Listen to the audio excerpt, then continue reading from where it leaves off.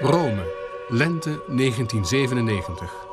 Charmant, vroom, zachtaardig, kritisch, links en geëngageerd. Sinds 1992 de eerste Engelsman als hoogste overste van de Dominicanen. Timothy Peter Joseph Radcliffe werd geboren nabij Londen op 22 augustus 1945 in een welvarend katholiek gezin. Hij werd priester gewijd in 1971. Hij werkte in de thuislozenzorg, was betrokken bij Justitia et Pax, voerde acties tegen de Golfoorlog en profileerde zich door openlijk over aids te spreken.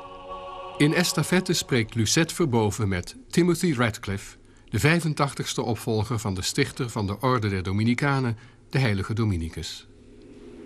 What's your most precious childhood memory or memory of your youth? Gosh, I suppose that for me, very important in my childhood was really living in the countryside. I grew up in the woods and the fields of southern England. I grew up very close to nature, to birds, to animals. And I think for me that was the most wonderful education that I received, was being born in the country where you have to learn how to listen and how to look, how to walk through a wood without making a noise, listen to the animals, be in touch with what's going on.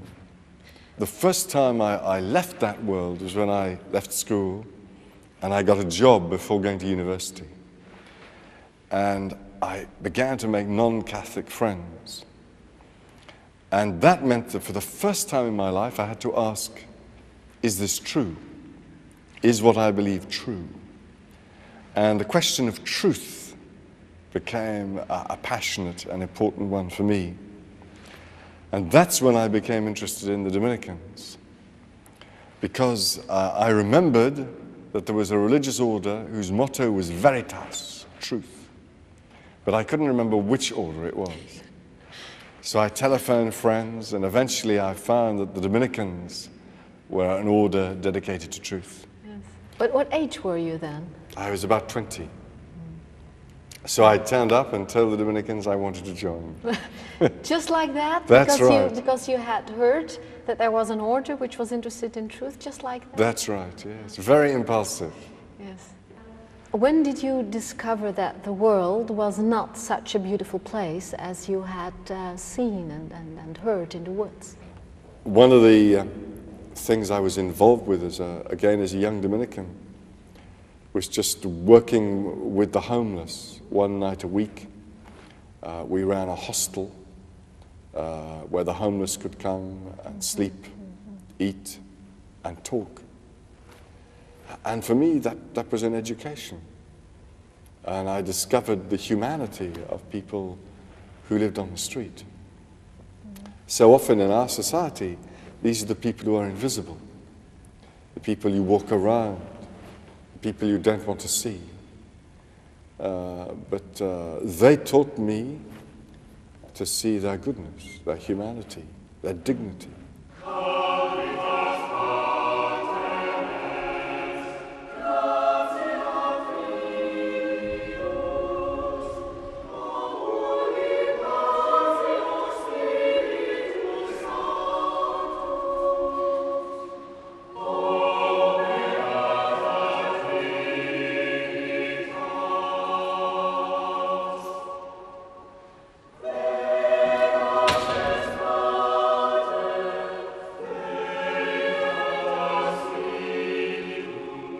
Study, all good study, is learning to be attentive.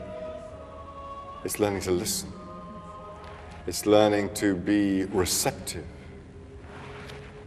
And if study teaches you to be receptive to authors that are often dead, it should teach you to be receptive to human beings who are alive.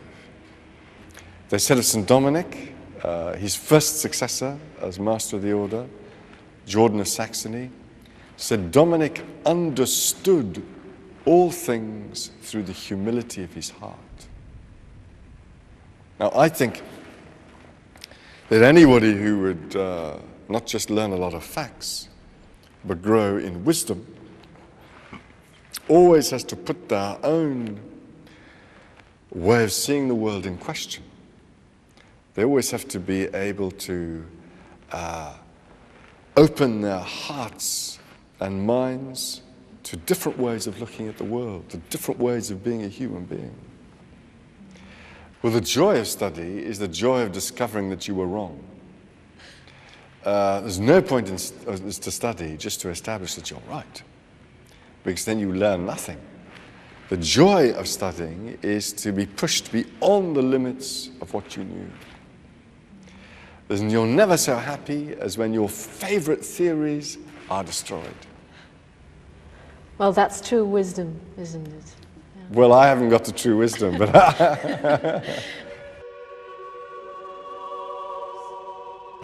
and here you have, for example, After Virtue, a study in moral theology by Alistair McIntyre, who I think is one of the most interesting philosophers working at the moment. There you have his second book, Whose Justice, Which Rationality, by Alistair McIntyre. He became a Catholic, didn't he? He became a Catholic, that's right. Then you have, this is an interesting book, Bartolomé de las Casas, by Gustavo Gutierrez. Yes, I know. Who is a great friend of the order, and I think it's an extremely impressive and interesting book. Then you have all sorts of works. There's one of my most valued teachers, Herbert McCabe, Law, Love and Language. I think one of the best books ever written on the foundation of ethics. Here we have a book. Dutch book. In Dutch. Do you believe? Oh, you wrote it. That's right. That's great. That's Philippics. That was in honor of Ted Schoof, who is a Dominican who's the assistant of Schierevix. Now, you are the first Englishman to be elected Master of the Order of the Dominicans, and it happened in 1992. Are you still glad you accepted? I'm fascinated. It was a complete surprise to me. I didn't have, I didn't even have the time to think. So my brothers asked me to do something and I said yes. First of all, I'm not in Rome very often. I come back here, I write a few letters, I wash my socks, and then I take to the road again. Of course. And, but secondly, Master sounds very grand. Mm-hmm. Dominic chose the title Master because he did not want to be an abbot. Master doesn't mean the person who dominates. It means in the original meaning of the word, which is teacher. So it doesn't imply domination. And in the Dominican order, we are what are called friars. We're not monks, we're friars. And friar means a brother. So the first thing that you learn is you're no more and no less than a brother. Often, when people used to arrive at Blackfriars, Oxford, they used to ask us, are you a father or are you a brother? Yeah. And even though we were ordained, we were always taught to reply, I'm a brother. I remember one day there was a young man at the door. He was cleaning the floor, and a visitor arrived. And he said, are you a father or are you a brother? So he said, I'm a brother. So he said, well, brother, get me a cup of tea. So he went and got him a cup of tea. And he said, now, brother, take me to my room. So he took him to his room. And he said, now, brother, I wish to meet Father Prior. And he said, I am Prior. So fundamental, it seems to me, to being a Dominican, is that you're just a brother. You're nothing more. And the brothers would never let you imagine that you were anything more. What has moved you most since your election as a master? The most powerful moment, I think, in my time was a day I spent in Rwanda at the beginning of the massacres, when I drove up to the north to visit the Dominican sisters. The Dominican sisters and brothers work in the refugee camps, and there's a hospital. We went to a prison with about 500 people just inside a brick wall. But the worst thing was the hospital, where the wards were filled with hundreds of children who'd had their arms and legs blown off. And I remember a child there who'd lost both his legs and one of his arms and his eye. And his father was sitting there on the bed weeping. On the way there, we'd been stopped several times by groups of armed people who were blindfolded with swords and guns.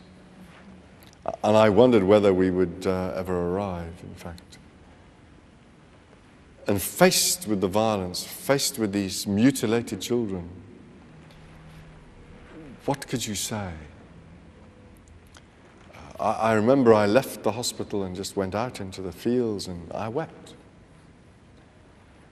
You wept at the pity of it.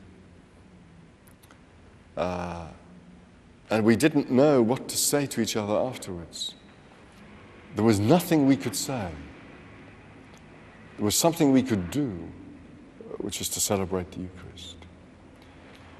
We could remember a man who had himself faced death and betrayal and gathered his friends and gave himself to them.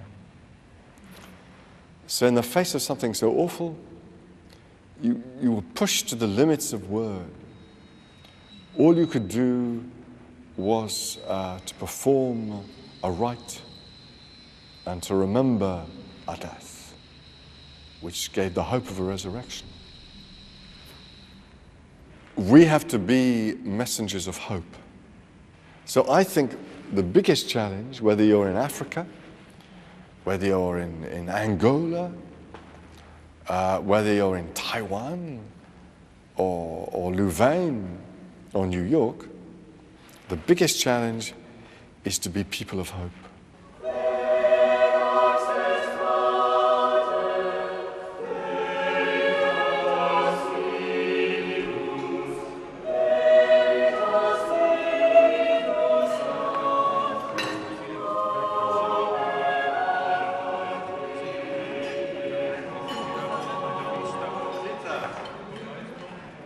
How are you? Good to see you. I survived. Don't worry about the television.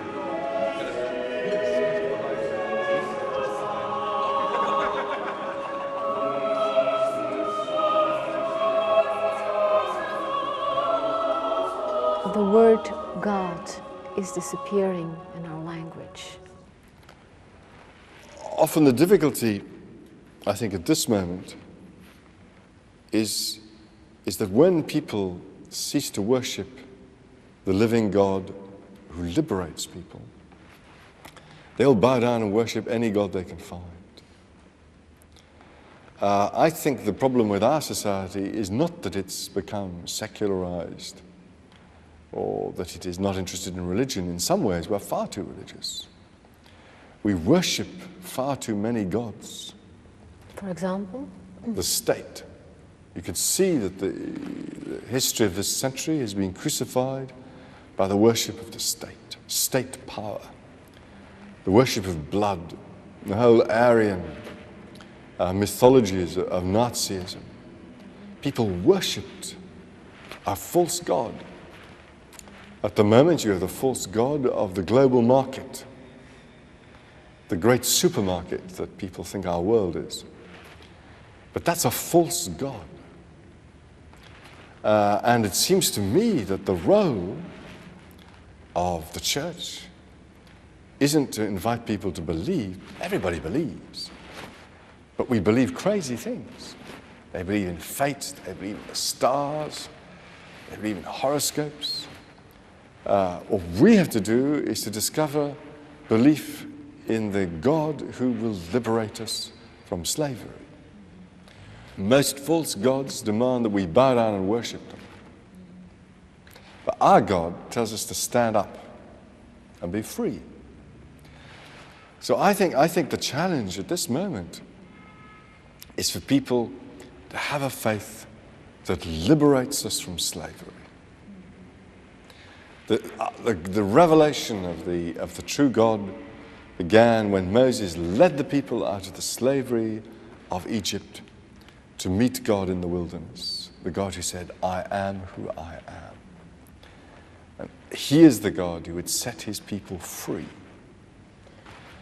I think you could say that a characteristic of our culture, of our consumerist culture, is to think that everything is for sale. Everything is on the market.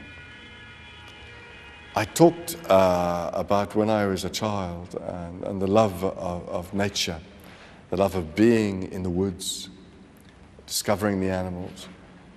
You live there in a world that nobody owns. You can't own the land. You can't own the seasons. You can't own the rain. You can't own fertility. You can't own the spring. But our culture is founded on what has been called by a man called Kolakowski the commodity fiction. And this is the fiction that anything can be bought and anything can be sold. But even worse, of course, is that it means that we are for sale. I think the great enslavement of Africans, beginning in the 17th century, turning them into commodities, to be exported as if they were cattle to America. It was symptomatic of a far deeper crisis which touched every country in the West, which uprooted people from their human communities and put them on the labor market, where they must sell themselves and be bought. Now that, it seems to me, is part of the cultural crisis of our times. Because if we see everything as for sale, how can we be aware of the God who is the giver of all good things? The God who is utter generosity, gift. Was this painting made by a Dominican friar? That's right, called Kim, who is from Korea. And as you can see, it's a great burst of color. It's part of a sequence of paintings which he did on the 4 seasons. And here you see, in fact, summer. And so whenever it is grey and gloomy, I come and rejoice in this great explosion.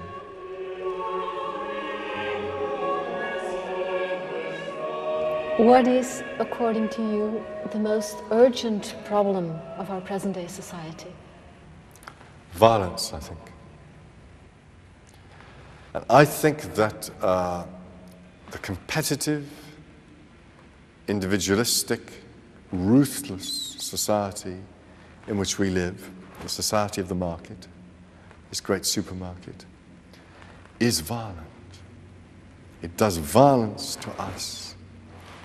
It's reflected, I think, in all the pain of broken down families and the destruction of community. So I think one of the greatest challenges we face is to help people build community. I've just been to South Africa, and there you have a society which suffers terrible wounds, terrible hurts, of killings, of murders committed by the very highest members of the government.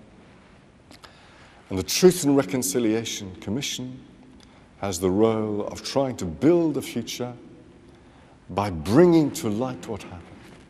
Because there can only be reconciliation if there is truth. And that truth-telling can easily look like accusation. But it is very different. Because truth-telling heals community.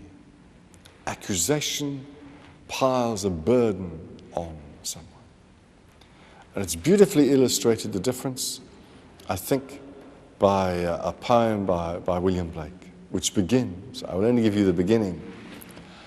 I was angry with my friend, I told my friend, my wrath did end. I was angry with my foe, I told it not, my wrath did grow. It's all the difference between daring to speak the truth to somebody who you know is your friend. And the truth speaking heals. And what is ultimately an accusation which condemns and slaughters the other person.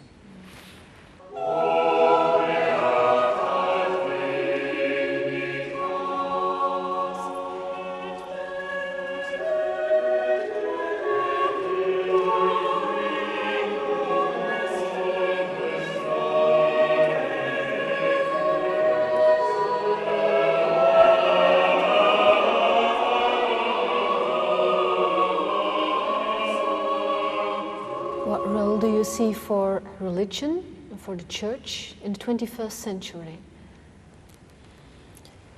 I think when we ask what is the role of religion, this may give the misleading impression that religion somehow is intended to be relevant. So we will say, how will religion be relevant in the 21st century? But I don't think religion is relevant at all. I think what faith does is to disclose to one what everything else is relevant for. Anything only has relevance in so much as it actually belongs to one's journey to God. God is not relevant. Everything is only relevant in relationship to God. To try to make religion relevant is to try to use God for my little purposes. But that is ultimately a blasphemy. I often wonder when I look at the church, there seem to be two churches. One church, a hierarchical church, which is high above and tells people what to do, what to believe. And then there is the serving church also, when you talk about your brothers and sisters living close to ordinary people. I wonder, are there two or is there just one? Clearly we need to have some structure. Every human society needs structure. You couldn't have a football game unless you had a structure. Not everybody will be a forward, not everybody will be keeping the goal. You couldn't have music unless the orchestra had a structure. Now what matters in the end is that that structure, which you could call a hierarchy, empowers people. What matters is that the hierarchy is not there to dominate, to rule, but to give a voice to the people. And that happens usually. It does not always happen, Lucette.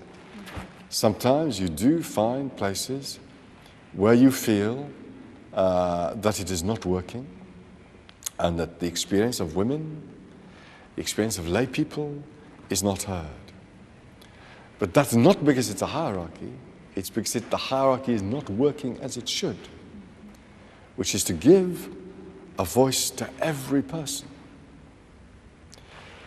You see, we live in a highly individualistic society,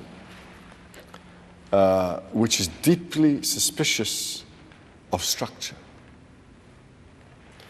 But if we succumb to that individualism ourselves, then I think more people will be hurt, more people will be excluded. Our job in the church is to seek the truth together. What if people are dishonest, if people are willingly dishonest and don't want to be open, don't want dialogue? Well, you can't get very far then. But most people do. I suppose the biggest challenge for dialogue at the moment for us is dialogue with Islam. It is one of the main priorities of the order. And we have institutes for dialogue with Islam in many places, Pakistan, Cairo, Istanbul. And sometimes there is a wonderful openness. We are all the children of Abraham. But sometimes it is not so. We've already talked about Algeria. One of our brethren, Pierre Claverie, was the Bishop of Oran in Algeria. And he gave all his life to seeking dialogue with Islam. And one day, in the 1st of August this year, he was assassinated by a bomb attack. An anti-tank bomb was built into the side of his house. It was detonated as he went back home, and it killed him. And also the young Muslim chauffeur who was driving him that day. And many people said this is a sign of the impossibility of dialogue. But at his funeral, 3 days later, which I went to, there were 1,000 Muslims there. And at the final testimony was from a young woman who said, he was the Bishop of the Muslims. He brought us back to faith. We believe now in Allah because of him. And it was a wonderful example of how even when you are frustrated, even when you seem to make no progress, even when they kill you, yet still you should never give up. You compare true dialogue to Jacob wrestling with the angel, leaving one wounded and blessed, the two. Well, any real dialogue with another person is bound to be a struggle. It's bound to be a fight. There's no interesting argument if there isn't a fight. But the difference is if you fight to destroy the other person, or if you fight to understand. And all, I think, true dialogue is a real struggle to come to illumination. And that always means that you are drawn to a truth which is larger than the one you started with. But then again, it's a heavy word to use, excommunication. I'm thinking more specifically about the Indian dialogue, Balasuriya, the Indian theologian, Balasuriya, who has been excommunicated. Don't you think it's rather a pity then? I think it's deeply sad and deeply regretful.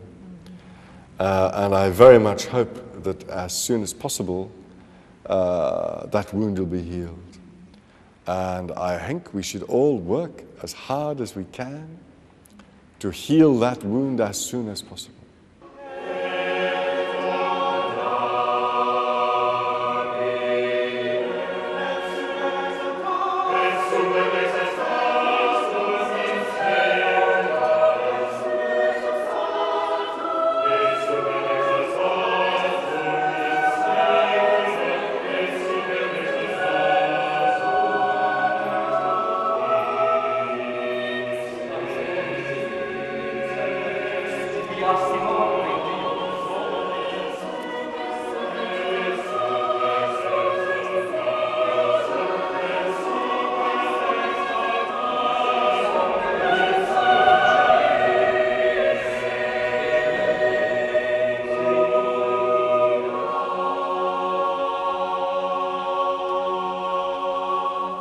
You say that it's not enough just to retell the story of resurrection, but that we need an initiation in the experience.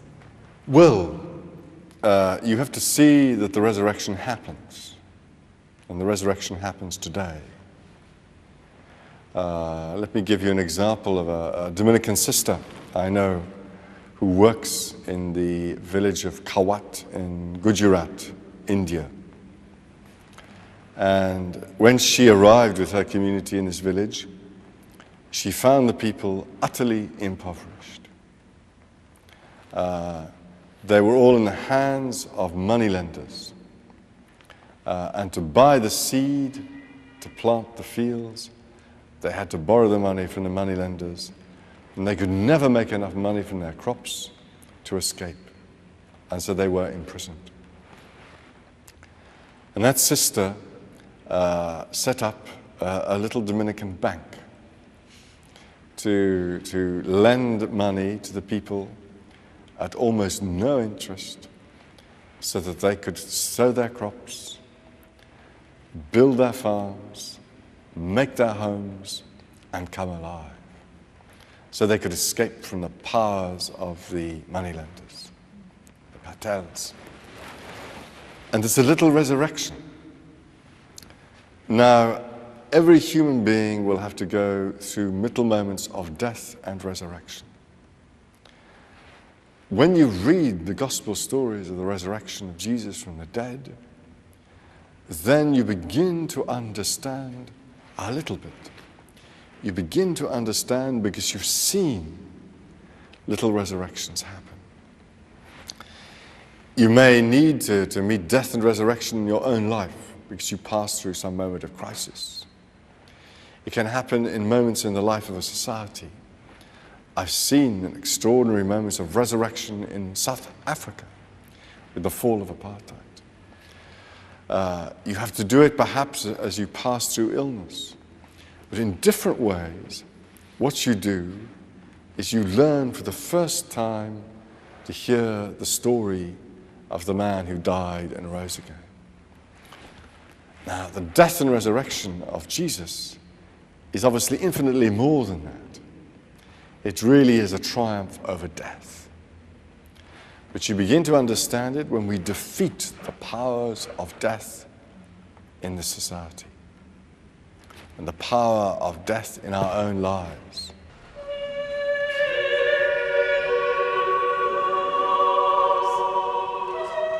There are a lot of pictures up on this wall. Are you yourself going to be hanging here one day? I suppose that's inescapable. But I shall wait till the last possible minute, I think, before the picture goes up. When I arrived here and I walked down this corridor and I saw all these paintings, my heart dropped. All these important people, some of them famous people. And it was a very depressing first 10 minutes. And then I discovered the wonderful liberty of realizing that I don't know who most of them are. Most of these wonderful people, they did what they had to do, and then they can be forgotten. And that'll be the same for me. Thanks be to God. Thanks be to you, Timothy. It was very nice talking to you. Thank you, Lucette.